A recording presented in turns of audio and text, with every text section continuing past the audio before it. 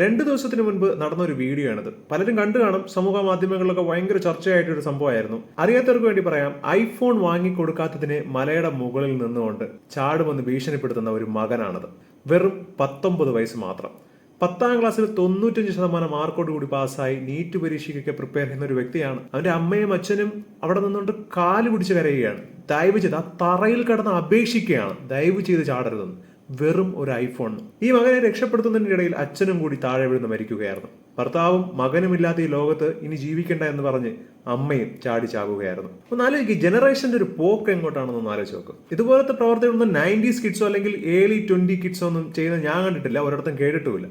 ഒരു ഫോണിന്, ഒരു ഐഫോണിന് വാങ്ങിച്ചു തരാത്തിന് നാട് വിടുക, ഇങ്ങനത്തെ ഒരുപാട് സംഭവങ്ങളുണ്ട്. ഈ അടുത്തും കേരളത്തിൽ നടന്നൊരു സംഭവമാണ് അപ്പൂപ്പനെ ആ കൂട്ടുകാരന്മാരെ വെച്ച് കൊന്ന ഒരു കേസ്. അതും ഒരു പെൺകുട്ടി 1.5 ലക്ഷം രൂപയുടെ ഐഫോണിന് വേണ്ടി. ഇടയ്ക്ക് ഇപ്പോഴും ഐഫോണൊക്കെ ഒരു വലിയ സംഭവമാണെന്നും ഒരു സിമ്പിൾ ഓഫ് സ്റ്റേറ്റസ് എന്നൊക്കെ പറഞ്ഞ് നടക്കുന്നവന്മാരെ ഞാൻ എന്താണ് പറയേണ്ടത്? ആദ്യം ഈ മക്കളെ സന്തോഷപ്പെടുത്താൻ വേണ്ടി ചോദിക്കുന്ന എന്തും വാങ്ങിച്ചു കൊടുക്കുന്ന ഒരു പ്രവൃത്തി അങ്ങ് നടത്തണം.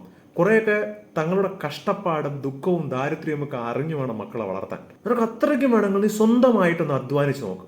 ആ 1.5 ലക്ഷം 1 ലക്ഷം രൂപ ഉണ്ടാക്കാൻ പെടുന്ന പാട് അപ്പൊ നീ മനസ്സിലാക്കും, ഈ 1 ലക്ഷത്തിനൊക്കെ ഇത്രയും കഷ്ടപ്പാടാണോ. സത്യം പറഞ്ഞാൽ ആ പൈസ സമ്പാദിച്ചിട്ട് നിനക്ക് വാങ്ങാൻ തോന്നൂല, അത്രയും വിലയായിരിക്കും നിനക്ക്. പക്ഷെ ഇതൊന്നും അറിയണ്ട, നേരെ പോവുക, അച്ഛൻ്റെ അടുത്ത് ചോദിക്കുക, അമ്മയുടെ അടുത്ത് ചോദിക്കുക, എനിക്ക് ഫോൺ വേണം, ബൈക്ക് വേണം എന്നൊക്കെ പറഞ്ഞ് ചോദിച്ച് അവരെ കൊണ്ട് ലോൺ എടുപ്പിച്ച് എന്നിട്ട് ആ കടം അടയ്ക്കാൻ പെടുന്ന അവരുടെ പാട് ഇതൊന്നും അറിയണ്ട. ബൈക്കിൽ കയറിയിരുന്ന വിലസ്, തൊട്ടടുത്തിരിക്കുന്നവൻ ഹീറോ പെന്ന് വെച്ചിരിക്കുന്നു, എനിക്കും അതുപോലെ ഒരു പേന വേണമെന്ന് പറഞ്ഞ് ലെറ്റ് പെന്ന് വാങ്ങിച്ചെന്ന് എഴുതി തന്ന ജനറേഷനിൽ വളർന്ന വ്യക്തികളാണ് നമ്മളെപ്പോലത്തെ കുറെ ആളുകൾ.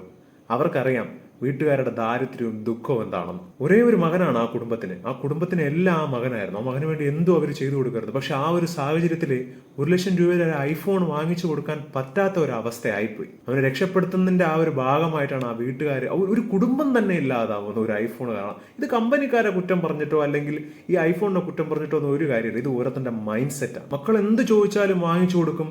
മക്കൾ വിഷമിക്കരുത് എന്ന് പറഞ്ഞ് വളർത്തരുത്. കുറേയൊക്കെ കാര്യങ്ങൾ അവർ അറിഞ്ഞു വളരണം. കഷ്ടപ്പാട് എന്താണ്, അച്ഛന്റെ ജോലി എന്താണ്, അച്ഛൻ എങ്ങനെയാണ് കാശുണ്ടാക്കുന്നത്, ഇതൊക്കെ അറിഞ്ഞ് വളരണം. ഇതൊക്കെ അറിഞ്ഞ് വളരാത്തതിന്റെ കുഴപ്പമാണ് ഇവന്മാരൊക്കെ കാണിച്ചു കൂട്ടുന്നത്. എന്താണ് ഇതിനെക്കുറിച്ചുള്ള നിങ്ങളുടെ അഭിപ്രായം എന്ന് താഴെ ഒന്ന് മറക്കാതെ കമന്റ് ചെയ്യുക. അടുത്ത വീഡിയോ കാണാം. ബൈ.